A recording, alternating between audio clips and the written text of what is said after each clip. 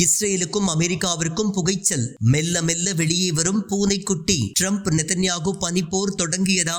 நண்பன் ஒருவன் வந்த பிறகு விண்ணை தொடலாம் உந்தன் சிறகு என்ற திரைப்பட பாடல் வரிகளை நாம் கேட்டிருப்போம். அதாவது ஒரு நல்ல நட்பில் கிடைக்கும் மகிழ்ச்சியை பறைசாற்றும் விதமாக பல்வேறு பாடல்களும் உலக அளவில் வெளியாகி இருக்கின்றன. இந்த பாடல்கள் எல்லாம் ஏதோ தங்களுக்காகவே உருவாக்கப்பட்டது போலவே தோளோடு தோள் சேர்த்து அமெரிக்காவும் இஸ்ரேலும் பல ஆண்டுகளாக கும்மி அடித்து வந்தனர். இந்த நிலையில் இஸ்ரேலுக்கும் அமெரிக்காவிற்கும் இடையே புகைச்சல் கிளம்பி இருப்பது தெரிய வந்துள்ளது. இதை சமீபத்திய நாட்களில் நடந்த நிகழ்வுகளை நாம் உன்னிப்பாக கவனித்தால் புரிந்து கொள்ள முடியும். குறிப்பாக காசா விஷயத்தில் நல்லது நடந்தால் இஸ்ரேல் அதை தன்வசமாக்கிக் கொள்வதாகவும், இதே தவறுகளோ பிழைகளோ நடந்துவிட்டால் நான் அப்பவே சொன்னல என இஸ்ரேல் நழுவி செல்வதாகவும் அமெரிக்க அரசு வட்டாரங்கள் அங்கலாய்க்கின்றன. புதியதாக உருவாக்கப்பட்டுள்ள காசா அமைதி வாரியத்தின் தலைமையின் கீழ் 15 பாலஸ்தீனியர்கள் கொண்ட கமிட்டி செயல்படும் என்றும், காசா நிர்வாக வசதிக்காக இந்த கமிட்டி திட்டமிடப்பட்டுள்ளதாகவும் கூறப்படுகின்றது. அன்னை எப்படா கிளம்புவா, திண்ணை எப்படா காலியாகும் என்பது போல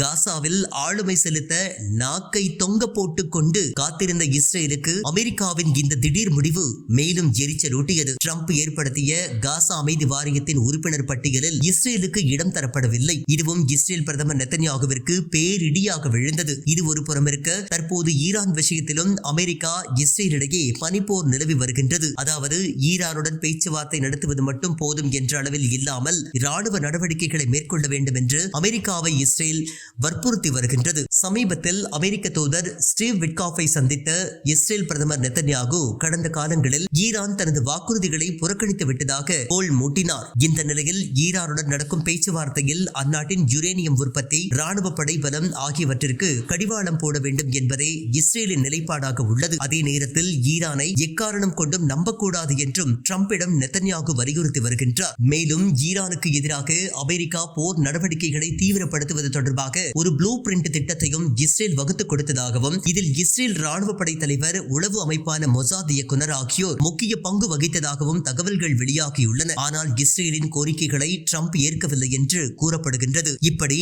நாளொரு மேனியும் பொழுதொரு வண்ணமுமாக அமெரிக்கா இஸ்ரேல் உறவில் மெல்ல மெல்ல விரிசல் ஏற்பட்டு வருகின்றது. சும்மா இருந்த சங்க ஊதிக்கெடுத்தான் என்பது போல பிற நாடுகள் அமைப்புகளை சீண்டி வந்த இஸ்ரேலை அமெரிக்கா சீண்டாமல் வச்சு செய்வதாகவே உணர முடிகின்றது.